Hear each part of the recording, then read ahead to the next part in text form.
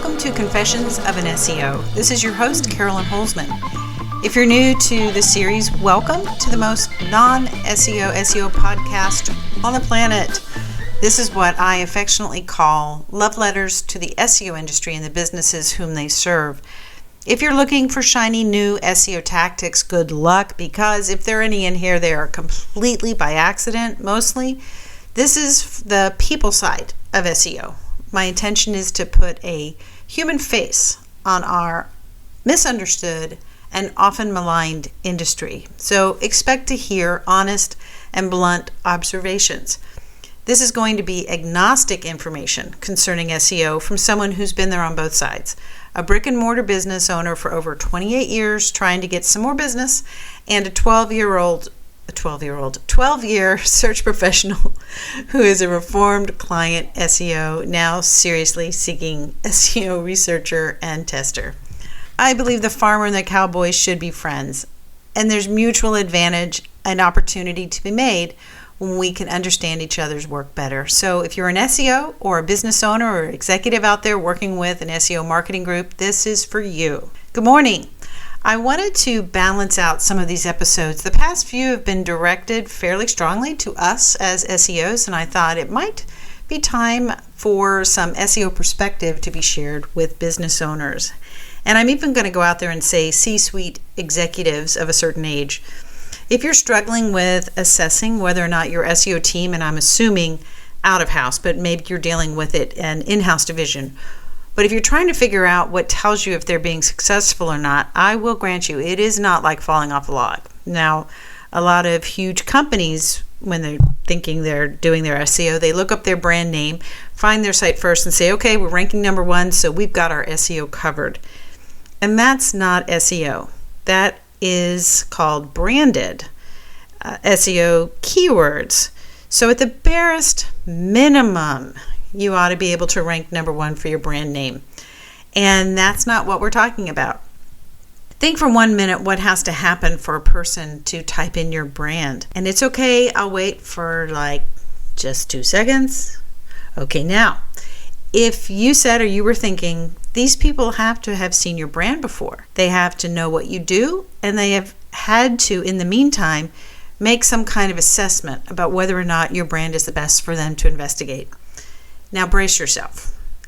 There are many, exponentially many more who do not know your company because they haven't seen your brand, they don't understand how you can help them, and even perhaps they may not have needed what you offer until now. I have to get us to this point so that it's clear what we're talking about, and that's non-branded discovery searches. Otherwise, I know a lot of business owners just turn off because they're thinking they're done, and this is the end of the story for them.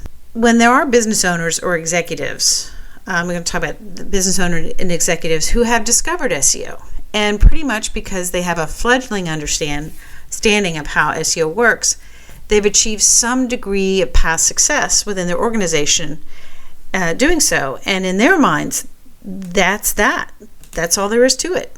In this episode, I want to address the fallacy on both of those.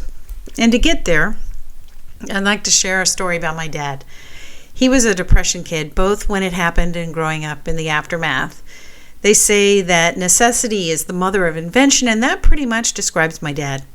When I was little, he had a shop attached to our house, and as I recall, it was a dark, dank, kind of big room with almost like a box of mysteries. It was full of old baby jars of screws and nuts and bolts. The smell of the soldering metal was very strong, and I remember there was a vise bolted to the work table, and I loved this space. It felt like freedom. I was also never allowed to go in there. Anyway, I have tons of early memories seeing my dad under a car or a machine or an engine all taken apart in front of him and his arms covered with grease. There wasn't anything that was broke that he couldn't fix, and he learned how to fix the televisions of the day. You know, the old ones that had the vacuum tubes that fit in the back. They really looked cool. He could fix our neighbors' TVs and charge them the cost of the tube. Nothing for his time. So you can see why they really liked him. Eventually, he got the children's repair tune-up guides. I remember those distinctly on the bookcase. And my brother, who had graduated from college when I was 10, got a 1972 VW Volkswagen Beetle, red, for under $2,000.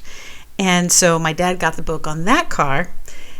And basically what I'm trying to say is we never, ever, ever paid a mechanic. My dad fixed every car we had. When I was in college at FSU in the 80s, one semester I had a VW Bug, and prior to my taking it, he had shown me how to set the gaps on the spark plugs. And if you understand, the concept of that, it had everything to do with how well the engine fired. But I was there and I realized that they needed to be adjusted, and I didn't have the tool, and I wanted to make sure I got it taken care of before I drove home. And there was a friend of mine, his name was Matt Dunn, who offered to not only use the tool, but he would help me get the cover off the panel, and if memory serves, he did the bulk of the tuning. My dad eventually made car repair his second career. He got certified on VWs and went to work in a specialty shop, and it was really nice to see him earn decent money in exchange for him knowing what to do. And when he retired the second time, he said something really interesting. He noted that the newer cars were constructed so that their working parts couldn't really be accessible by hand. He saw that they were moving into the diagnostic computers, and many times he saw for himself the planned obsolescence in a lot of these parts where they just couldn't be repaired. You had to remove the whole thing and replace it. So I was shocked when one day he said, today I could never have done what I did, learned on our own cars to save on the mechanical repairs, especially when we didn't have the money to pay a mechanic, because he said as a car owner and not a trained mechanic, without these tools, you can't just take a car engine apart now and figure it out. So you kind of see where I'm going with this. In my opinion, I think we're at that point with SEO, specifically with Google, being I consider much less sophisticated. I look back when we literally had rank trackers and site explorers, and it was literally throwing everything at it and seeing what worked. Do what somebody else said and go forward, right?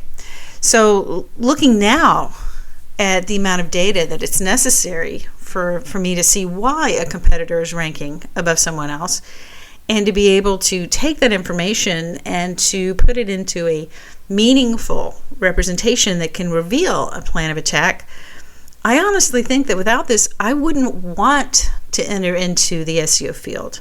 Let me be clear. SEO remains a relevancy game. But what constitutes and reinforces that relevancy is what changes. Plus, and this is the kicker, I've learned this year, I now understand that Google doesn't always work 100% of the time. This past year, I've really gained a deeper appreciation for what they call data streams. Like, how does Google take all this data about a page? We're talking traffic data, JavaScript rendering, photo processing, OCR, indexing, just to name a few. For about 2 months this year, perhaps you saw the announcement that their rendering had been offline. And I'm kidding, because they don't announce that kind of thing, because that would not be good for their business. How do we as SEOs know that rendering was offline? Well, it is simple. And if an SEO team is testing every day, launching page after page, kind of to see where the wind is blowing or not, then they will know. And notice that I say simple, but not easy, because testing is time consuming and often gets mangled when Google does their updates. For instance, if you're an organization where your pages or your traffic dropped a lot, you crucified your SEO team or fired them, what you really did was punish them for something that wasn't within their control. And you lost a lot of institutional knowledge. Having a team that is deeply familiar with your content and site is worth something. That's why you pay for it every month. If you're assessing your SEO team, don't look at just the rankings. Look for organic increases, organic traffic increases. Look for pages that used to have zero or practically no traffic, and see if they start to get it. And look and ask your team, is there anything else that's impacting the results? It might just be Google's engineering team is putting out fires, and while they're doing that, something got turned off. And your team, is still doing its best. Well, that brings us to the end of this episode. Thank you for listening. Please feel free to send your questions and comments to confessions@AmericanWayMedia.com. If you want to go back and listen, you can check out the episode 22, which is my take on the upcoming Core Web Vitals. And you can look at episode 15, Hiring an SEO Company. And the one that everyone seems to like in a perverse kind of way, episode 2, Why I Hate Working Client SEO. And I'm going to again ask you for your help to get the word out to other SEO and business owners about this podcast. Please let your friends know about Confessions. We all stand to make more business and success for and with each other when we, both the SEOs and the business owners, understand each other better. This is your host, Carolyn Holzman. Thank you for your time, and I'll see you in the SERPs.